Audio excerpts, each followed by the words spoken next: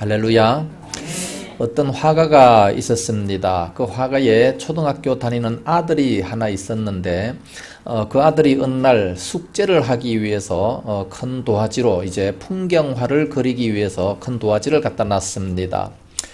팔레트 위에 여러 가지 물감을 푹푹 막 이렇게 짜놨어요. 그리고 이제 붓을 들어서 물감을 탁 찍어서 도화지 위로 싹 올라갑니다. 근데 그림을 그리기 전에 몇 방울 물감이 뚝뚝 떨어져 버리고 말았어요. 그림도 그리기도 전에 벌써 도화지에 물감이 떨어졌기 때문에 그림을 망쳤다 생각을 합니다. 절망적인 얼굴로 가지고 울먹거리기를 시작합니다. 그 모습을 바라본 화가 아빠가 있었지요. 애야, 걱정하지 마라. 이 아빠가 있지 않냐? 아빠가 있지 않냐? 아빠는 화가다. 그 붓을 나에게로 돌려라. 아빠가 그 붓을 딱 이렇게 붙잡고 나더니 그리고 이제 그림을 쓱쓱 풍경화를 그리기를 시작합니다.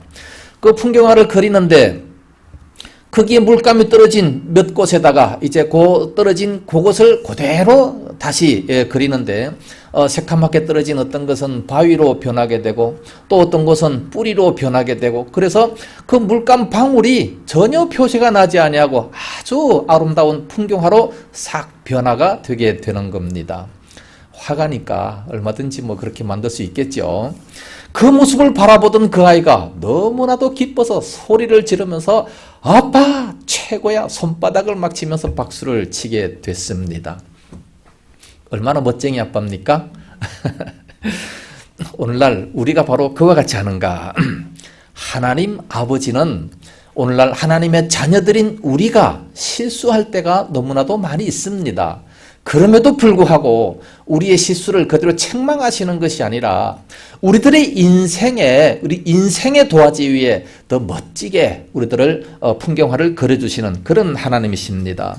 그렇기 때문에 우리는 절대로 낙심할 필요가 없습니다. 아무리 우리 인생이 힘들고 어렵고 낙심했다 할지라도 우리 주님의 손에 이 붓을 맡기면 하나님께서 내 인생을 새로 그려가기를 시작하시는 겁니다.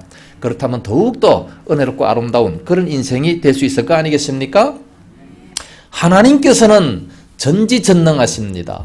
전능하시기 때문에 못하시는 것이 없죠. 전능이라는 것이 뭡니까? 못하시는 것이 없으신 그런 하나님이십니다. 전지라는 것이 뭡니까? 모르시는 것이 없다는 거지요.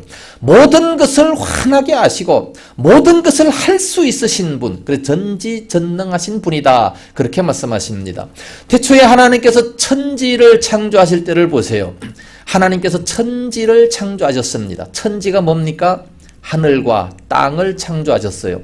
그렇게 창조해놓고 보니까 땅이 혼돈하고 공허하며 흑암이 깊음 위에 있고 하나님의 신은 수면에 운행하시니라 말씀하셨습니다. 이 지구 덩어리를 만들었어요. 지구 덩어리를 만들어 놓고 보니까 깜깜하지요. 막 혼돈하고 무질서합니다. 막 물이 아래 위에 막 정신없이 막 이렇게 있어요. 그래서 하나님은 첫째 날에 빛이 있으라. 빛을 딱 만들었습니다. 그 다음에 궁창이 있으라. 하늘을 만들었습니다. 이제 그 도화지에 막 어지러운 도화지에 하나님께서는 빛을 딱 그리시고 또 하늘을 그리시고 또 땅을 그리시고 바다와 또 이 땅을 딱 나누어서 그리시고 그리고 바닷속에는 물고기도 그리시고 또 이 육지에는 또 나무도 그리시고 하늘에는 또 별과 해, 달, 별을 그리시고 얼마나 아름답게 그리십니까? 거기다가 또 모든 육축도 그리시고 마지막에 우리 인간을 만드셨습니다. 얼마나 아름다운 화폭입니까? 그래서 우주인들이 멀리 가서 지구를 바라보면 제일 아름다운 성, 그게 바로 지구 아니겠습니까? 너무 멋지고 아름다운 이런 지구를 만들었습니다. 처음에는 어땠다고요? 처음에는 혼돈하고 공허하고 완전히 무질서 흑암이 깊음 위에 있는 이런 지구를 그렇게 아름답게 그리셨다, 아름답게 만드셨다는 겁니다. 전능하신 하나님이시기에 못할 것이 뭐가 있겠습니까? 오늘 우리들도 마찬가지입니다. 하나님은 전지하시기 때문에 모든 것을 다 하실 수 있지만 문제가 뭐예요? 우리들의 믿음이 문제입니다. 우리가 주님 앞에 나가지를 못하는 것이 문제고 우리가 하나님 앞에 내놓지 못하는 것이 바로 문제가 된다는 말씀입니다. 그렇기 때문에 어떤 어려움을 당한다 할지라도 결코 낙심하지 마세요. 전능하신 하나님이 계십니다. 오늘 본문에 보면 사라의 믿음도 마찬가지입니다. 사라가 처음부터 믿음이 좋은 것은 아니었습니다. 이 사라의 인생을 볼 것 같으면 90세까지가 됐음에도 불구하고 자녀를 하나도 낳지를 못했어요. 자녀를 낳지 못해서 얼마나 불행합니까? 이런 자들이 성경에 보면 많아요. 사무엘상 1장에도 보면 한나라고 하는 여인이 나오지 않습니까? 한나가 아기를 낳지를 못합니다. 그래서 첩을 들였어요. 그 첩 버닌나는 아기를 금방 뚝 놓지 않습니까? 그래서 그 첩이 그 한나의 마음을 괴롭게 만드는 겁니다. 얼마나 괴로웠는지 하나님 앞에 나와서 막 울부짖고 기도하는 겁니다. 서원하면서 기도합니다. 하나님, 내게 아들 하나만 주시면 그 아들 머리에 삭도를 대지 아니하고 하나님께 바치겠습니다. 기도하니까 하나님께서 응답을 주시지 않습니까? 사무엘을 주셨어요. 사무엘 하나만 주신 것이 아니라 세 아들과 두 딸까지 주시는 정말 넉넉하신 하나님이십니다. 그와 같이 하나님 앞에 나와서 기도하면 다들 응답을 주신다는 말씀이죠. 아브라함도 마찬가지였습니다. 아브라함 시대에 그 아내 사라가 아기를 못 낳습니다. 그 아기를 못 낳기 때문에 그 당시 아기를 낳지 못하는 것이 얼마나 수치입니까? 그런데 이 사라를 통해서 하늘의 별처럼 땅의 모래처럼 엄청나게 많은 자녀를 주셨습니다. 한 민족을 이루지 않았습니까? 정말 대단한 놀라운 역사가 이루어지게 됐습니다. 열국의 어머니라는 그런 별명을 주게 됐습니다. 오늘 이 본문을 통해서 세 가지를 살펴볼 텐데 11절 말씀에 보면 믿음의 능력이 나타나고 그리고 또 믿음의 내용이 나타납니다. 그리고 12절에는 믿음의 결과가 나타납니다. 믿으면 어떤 역사가 나타날 것인가 결과가 나타나 있습니다. 차례대로 하나씩 살펴보겠습니다. 첫째로 믿음의 능력을 한번 살펴보겠습니다. 11절 상반절을 보면 믿음으로 사라 자신도 나이가 많아 단산하였으나 잉태할 수 있는 힘을 얻었으니 라고 말씀하고 있습니다. 사라는 나이가 많았습니다. 단산했습니다. 단산이 뭡니까? 더 이상 잉태할 수가 없다는 거죠. 경소가 다 끊어져 버렸어요. 더 이상 잉태할 수 없기 때문에 아들을 낳을 수 있는 방법이 없어요. 공장문을 닫았어요. 공장문을 닫았는데 어떻게 생산할 수 있겠습니까? 그럼에도 불구하고 어떻게 해요? 사라는 잉태하는 힘을 얻었다 말씀합니다. 어떻게 잉태하는 힘을 얻었습니까? 처음에 믿음으로 라고 말씀하고 있죠. 믿음 때문에 잉태하는 힘을 얻었다 라고 말씀하고 있습니다.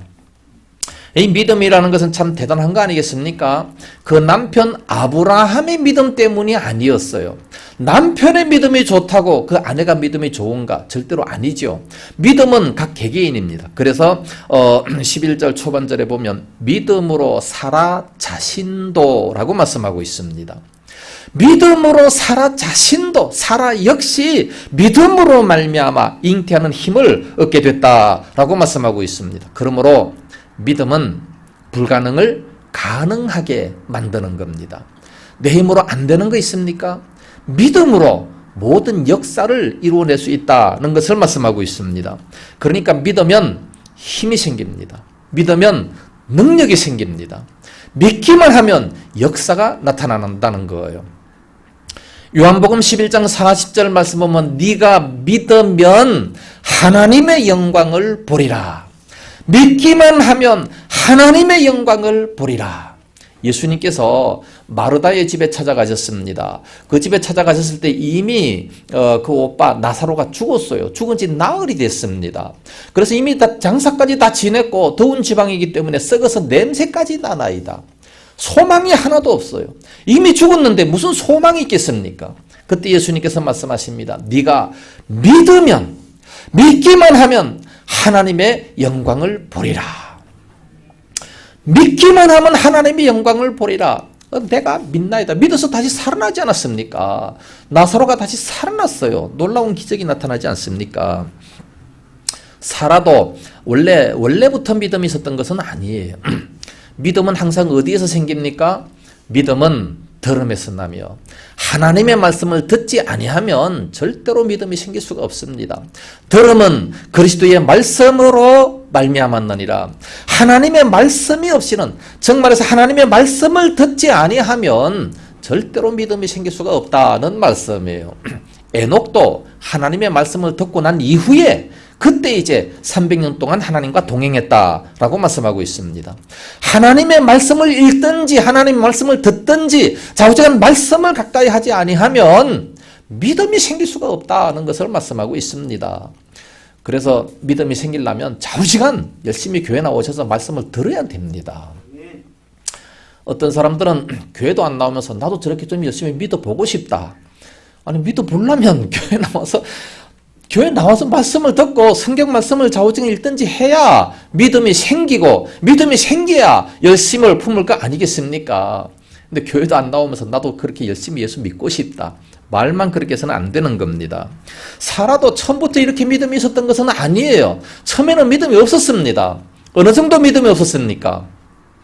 아브라함에게 고향 지척 아비 집을 떠나라. 그러면 네가 하늘의 별처럼 땅의 모래처럼 많은 자녀를 주겠다 하나님께서 말씀하셨을 때에 그 말씀을 믿고 떠났어요. 그 아내도 같이 떠났습니다. 떠났는데 못 믿었어요.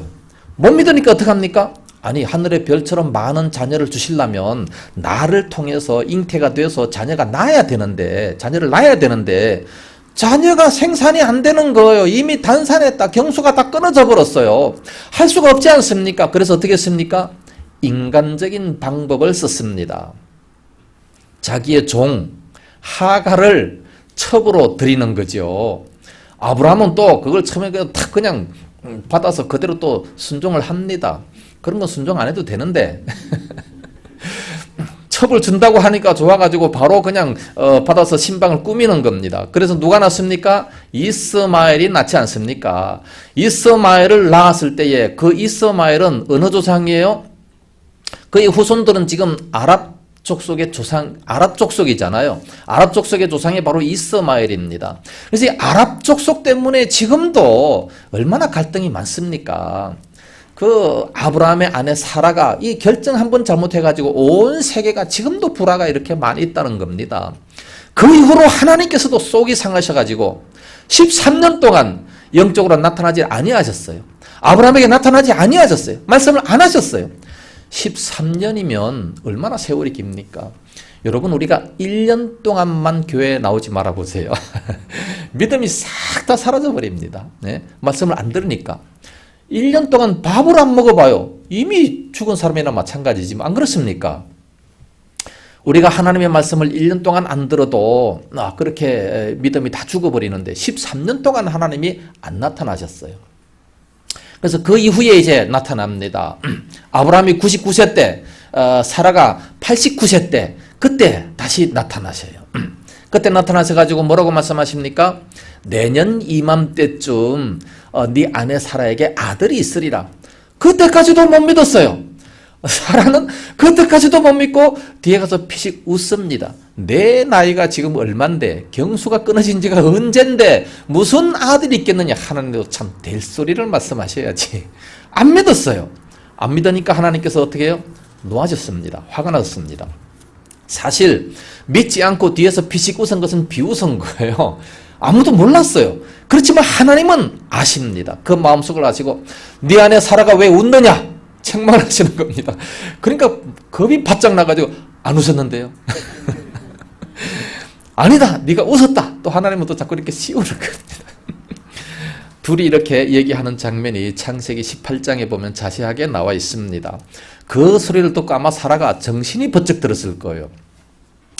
하나님께서 아브라함에게 말씀하십니다. 네 안에 사라가 왜 웃느냐? 하나님께서 불가능한 것이 있겠느냐?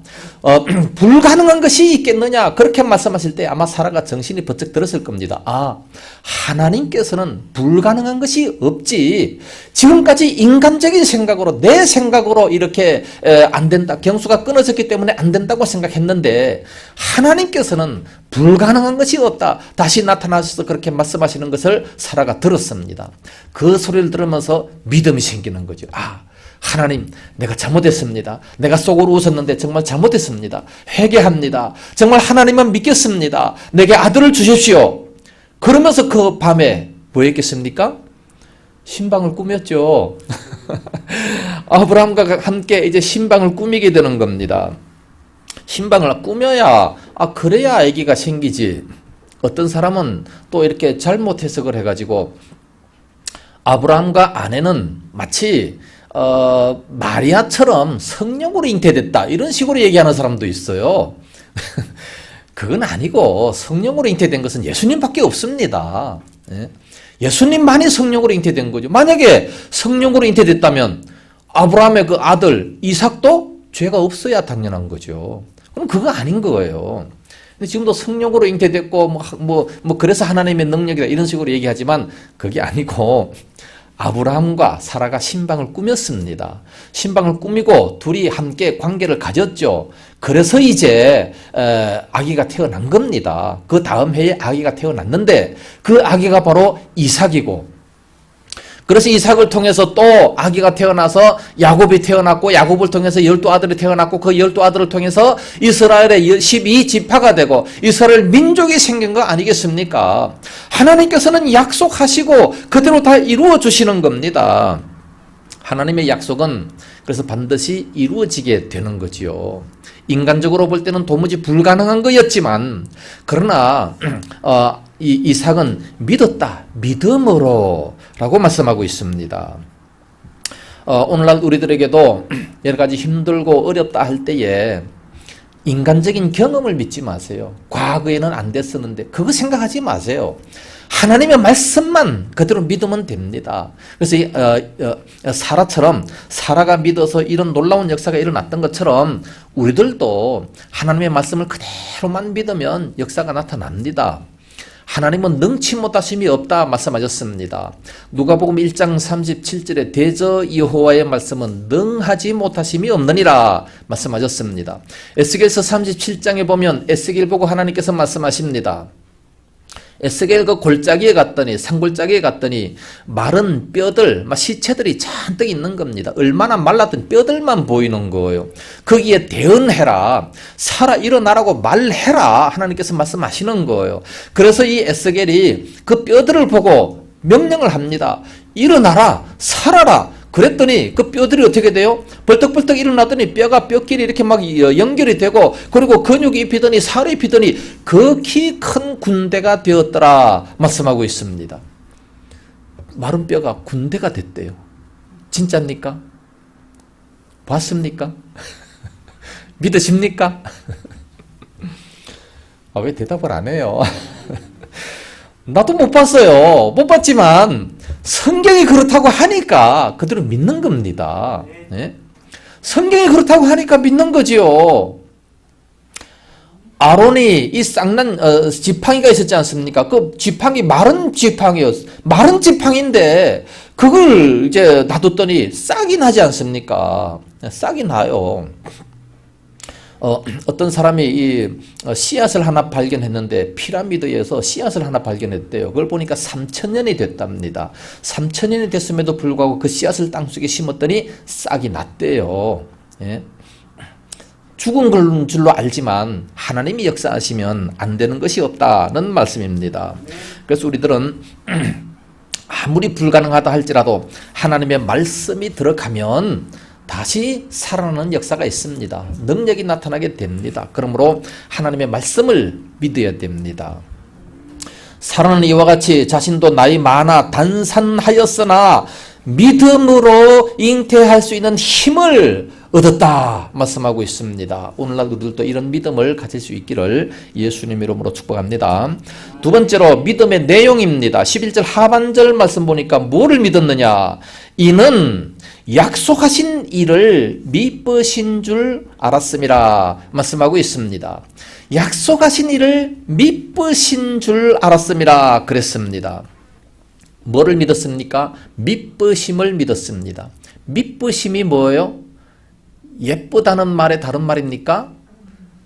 미쁘다라고 하는 것은 신실하다라는 뜻입니다. 신실하다. 약속하신 것이 있다면 그것은 반드시 어기지 아니하고 그대로 지키신다는 말씀입니다. 그러길래 이 사라는 신실하신 하나님의 약속을 붙잡았다라는 말씀이에요. 신실하신, 반드시 그 약속을 지키는 하나님의 말씀을 붙잡았다는 거죠. 그래서 그날 밤에 신방을 꾸민 거 아니겠어요? 신방을 꾸몄더니 그 약속대로 잉태가 됐다는 말씀입니다. 그러므로 하나님께서는 약속하시면 반드시 그 말씀을 지키십니다. 하나님께서 약속하시면 지키지 못할 것이 하나도 없는 거죠. 반드시 지키신다는 겁니다. 그래서 하나님은 거짓말을 못하신다는 거예요.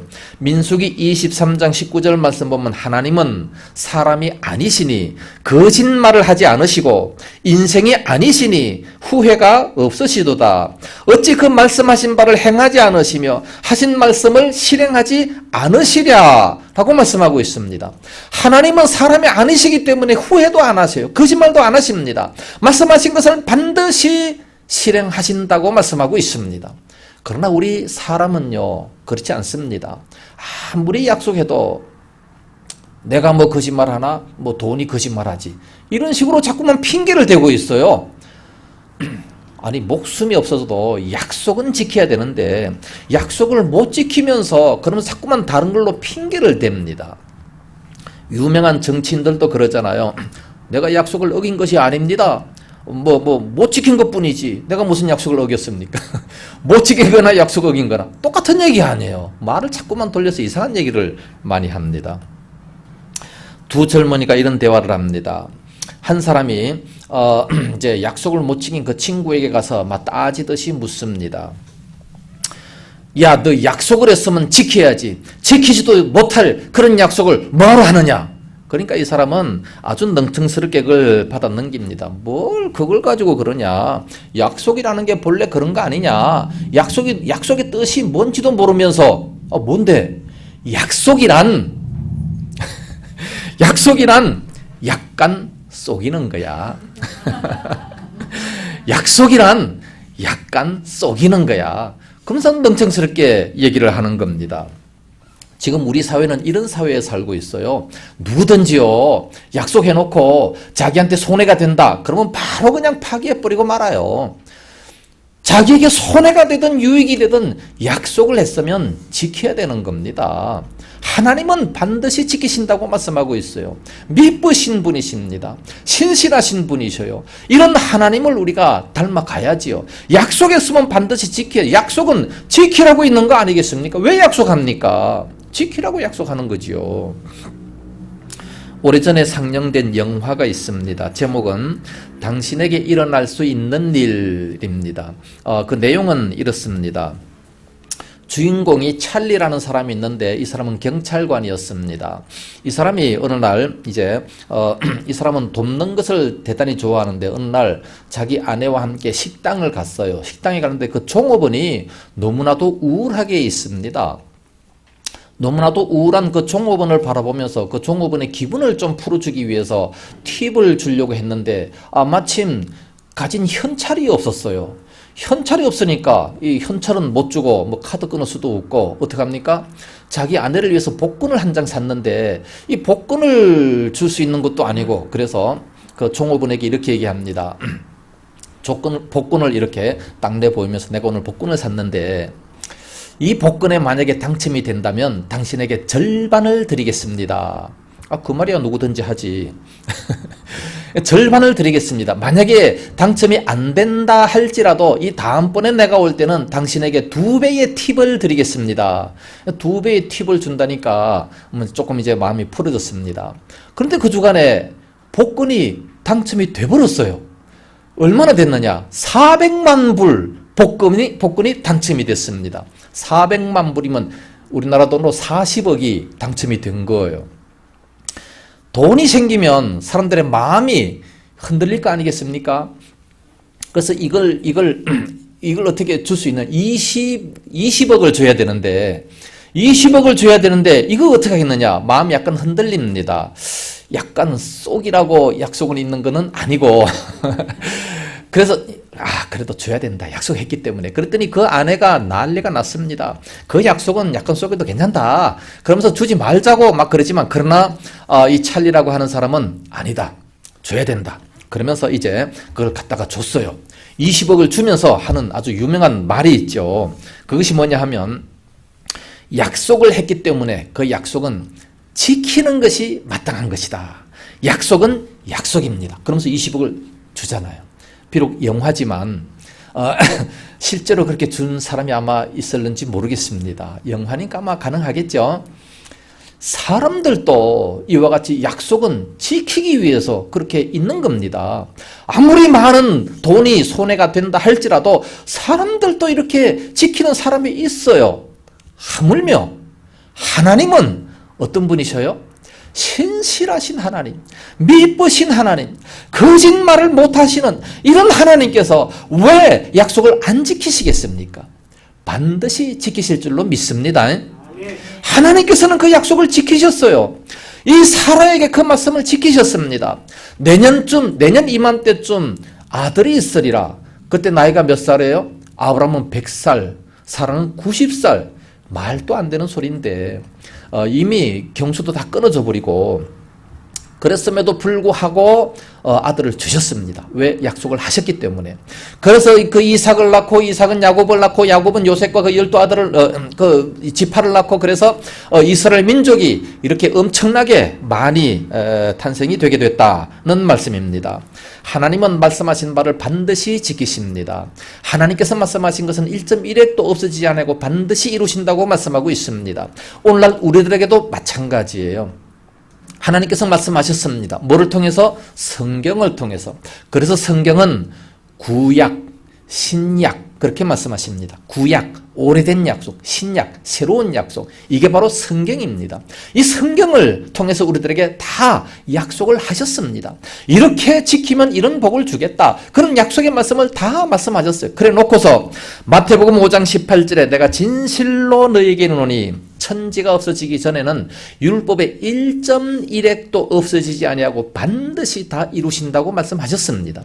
이 기록된 성경 말씀이 하나도 없어지지 아니하고 다 이루어 주시겠다고 약속하셨습니다. 우리는 이 약속의 말씀을 믿고 그대로 순종할 수 있는 그러한 믿음이 되어야 됩니다.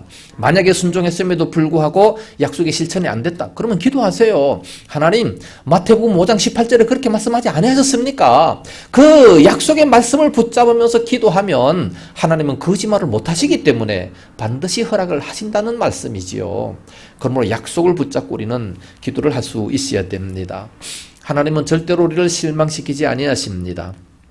세 번째, 사라의 믿음은 믿음의 결과입니다. 12절 보면 이러므로 죽은 자와 같은 한 사람으로 말미암아 하늘의 허다한 별과 또 해변의 무수한 모래와 같이 많은 후손이 생육하였느니라. 믿음의 결과는 대단히 아름답지 않습니까? 사라는 나이가 늙어서 단산했습니다. 죽은 자와 방불했다 말씀하고 있습니다. 그렇지만 어떻게 해요? 믿음으로 말미암아 잉태하는 힘을 얻었다 말씀하고 있습니다. 그래서 그 아들을 낳게 되는 그런 모습을 보게 됩니다. 이와 같이 믿음의 역사는 대단히 놀라운 겁니다. 요한일서 5장 4절 말씀 보면 세상을 이긴 이김은 이것이니 우리의 믿음이니라. 세상이 아무리 약하게 돌아간다 할지라도 세상 문화가 아무리 약하다 할지라도 우리들은 얼마든지 이길 수 있어요. 무엇으로? 믿음으로. 믿음으로 말미암아 이기지 못하는 것이 아무것도 없다라고 말씀하고 있습니다. 그래서 사라의 후손은 이렇게 번창해 갔는데 어떻게 믿음으로 모든 것은 이렇게 결과가 나타나게 된다는 말씀입니다. 그래서 문자 그대로 이 죽은 몸과 같은 그런 사라의 몸을 통해서 하늘의 별처럼 땅의 모래처럼 많은 자식들을 낳게 됐다 말씀하고 있습니다. 그 후손들을 통해서 예수 그리스도까지 탄생하지 않았습니까? 이렇게 믿음의 결과는 대단히 아름다운 겁니다. 믿음의 결과는 이런 아름다운 보상을 주시는 겁니다. 우리들도 이런 믿음을 가져야 됩니다. 6절에도 말씀하셨듯이 믿음이 없이는 하나님을 기쁘시게 하지 못하나니 하나님께 나아가는 자는 반드시 그가 계신 것과 또한 그가 자기를 찾는 자들에게 상 주시는 이심을 믿어야 할지니라. 믿음의 보상, 상을 주신다라고 말씀하고 있습니다. 성경의 모든 인물들은 다 이 상을 바라보고 열심히 충성한 겁니다. 모세도 보면 11장 26절 말씀 보면 하나님의 백성과 함께 고난받기를 그 애굽 나라의 왕이 되는 것보다 더 좋아했는데 왜 그렇게 했느냐? 바로 상을 바라봄이라 말씀했습니다. 신약의 그 유명한 사도 바울도 빌립보서 3장 14절에 표대를 향하여 그리스도 예수 안에서 하나님이 부르신 부름의 상을 위해서 내가 달려가노라 라고 말씀하고 있습니다. 그 상급 때문에 이 땅에서 그런 고통, 그런 어려움 속에서도 승리하며 살아갔던 그런 모습 아니겠습니까? 우리들은 이런 믿음을 본받아야지요. 구세군을 창설한 윌리엄 부스의 이야기입니다. 그는 젊은 시절에 많은 은혜를 받았습니다. 그래서 목사가 되기로 마음속에 소원을 냈습니다. 목사가 되려고 했는데 이제 그 몸이 대단히 병약했어요. 그래서 의사의 진단을 받습니다. 진단을 받았더니 의사가 하는 얘기가 당신은 절대로 목사가 될 수가 없습니다. 왜냐하면 이런 몸을 가지고는 앞으로 목사가 돼서 한다 할지라도 1년도 채 넘기지 못하고 죽고 말 겁니다. 그러니까 목사가 될 생각은 아예 꿈도 꾸지 마세요. 그렇게 얘기를 했습니다. 그랬더니 이 사람은 그럼에도 불구하고 순교를 각오하고 목사가 됐습니다. 목사가 돼가지고 이제 하나님께서 허락하시는 그날까지 죽겠다는 각오로 사명을 감당을 했습니다. 그랬더니 하나님께서 그를 붙잡아 주셨는데 84세까지 살면서 젊은 청년이 84세까지 살면서 큰 하나님의 일을 감당하게 됐다는 겁니다. 그가 나중에 노년에 에드워드 왕 7세가 이제 버킹엄 궁으로 그를 불렀습니다. 그 노고를 치하하기 위해서입니다. 그래서 이제 그 왕의 방명록에다가 이제 남기고 싶은 말을 쓰라 했더니 이렇게 씁니다. 어떤 사람의 야망은 명성입니다. 어떤 사람의 야망은 돈입니다. 물질입니다. 어떤 사람은 예술입니다. 그러나 나의 야망은 오직 예수 그리스도입니다. 사람의 영혼을 구원하는 겁니다. 그렇게 방명록에 기록했다는 얘기가 있습니다. 그러면서 그 일에 이제 헌신할 때에 하나님께서 항상 함께 하셨는데 그의 말년에 이렇게 얘기를 합니다. 내가 젊었을 때 목사가 되려고 했을 때 의사는 나를 버렸습니다. 의사는 나를 버렸을 때 그때 나도 의사를 버렸습니다. 그리고 하나님을 선택했습니다. 하나님을 선택했더니 하나님께서 나에게 이렇게 큰 일을 감당할 수 있도록 건강도 허락해 주셨습니다. 그렇게 고백을 했다는 거예요. 하나님을 선택하니까 하나님께서 그렇게 자기를 지켜주셨다는 말씀입니다. 하나님은 결코 우리를 실망시키지 아니하십니다. 하나님께서는 신실하십니다. 하나님의 약속을 붙잡으면 우리는 실망하지 아니할 수가 있습니다. 그러나 사람을 믿다가 보면 사람은 언제든지 변할 수가 있습니다. 돈을 믿다 보면 돈은 언제든지 떠날 수가 있습니다. 그러니까 거짓말할 수밖에 없는 것이죠. 그러나 우리 하나님은 변하지 아니하시는 하나님이라 말씀하셨습니다. 오직 하나님만을 믿어야 돼요. 로마서 8장 32절 말씀 보면 자기 아들을 아끼지 아니하시고 우리들에게 내어주신 그 하나님께서 그 아들과 함께 모든 것을 은사로 주지 않겠느냐. 아들을 주셨는데 하나밖에 없는 독생자를 주셨는데 다른 뭐를 더 안 주시겠습니까? 얼마든지 더 주실 수 있다는 것을 말씀하고 있습니다. 그러면서 수고하고 무거운 짐진 자들아 다 내게로 나오라 말씀하셨습니다. 내가 너희를 쉬게 하리라. 진정으로 주님 앞에 나오는 자들은 참으로 그 마음의 평강과 쉼을 얻을 수 있다 말씀하고 있습니다. 결론적으로 말씀을 드립니다. 믿음은 능력입니다. 믿음은 힘입니다. 놀라운 기적이 나타납니다.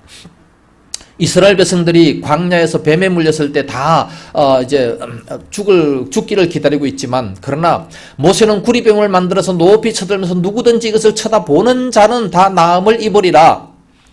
못 믿죠? 아니 과학적으로 맞습니까? 뭐 주사를 놔주든지 뭐 피를 독을 뽑아내든지 해야 되는데 그게 아니라 이 구리뱀을 쳐다봐라. 그러면 낫겠다. 말이 안 될 소리지만 믿음으로 바라본 사람들은 다 나음을 입었고 믿지 못한 자들은 다 죽었다고 기록이 되어 있습니다. 이와 같이 믿음은 기적입니다. 믿음은 역사를 나타냅니다. 사라가 90세 된 할머니였지만 믿음으로 사라 자신도 나이가 많아 단산했지만 그러나 잉태할 수 있는 힘을 얻었다. 어떻게? 믿음으로. 하나님의 약속은 거짓말이 없기 때문에 그래서 죽은 자와 같은 그런 한 사람이었지만 하늘의 허다한 별과 또 해변의 무수한 모래와 같이 많은 후손을 생육했다 말씀하고 있습니다. 믿음의 능력입니다. 오늘날 우리들도 이런 살아의 믿음을 우리들도 가질 수 있기를 예수님 이름으로 축복합니다.